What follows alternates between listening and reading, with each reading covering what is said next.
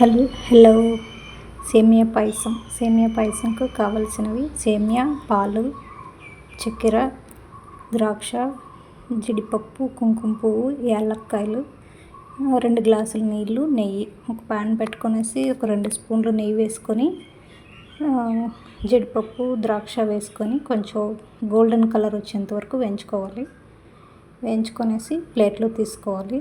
అదే ప్యాన్లో సేమియాలు వేసేసి సేమ్ గోల్డెన్ కలర్ వచ్చేంత వరకు వేయించుకొని పక్కన పెట్టేసి మరొక పాత్ర పెట్టుకొని దాంట్లో 2 గ్లాసులు నీళ్ళు పోసేసి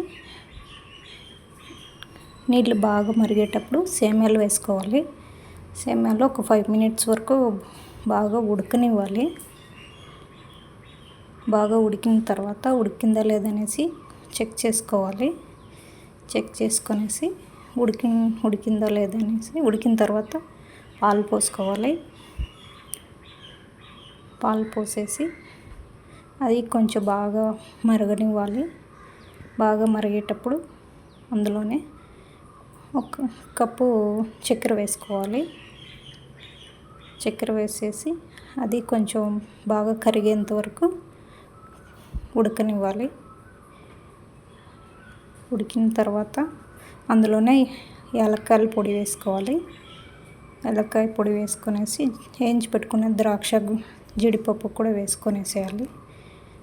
అది వేసేసి లాస్ట్ కుంకుమ పువ్వు వేసేసుకోవాలి. ఉంటే వేసుకోవచ్చు, లేదంటే పర్లేదు.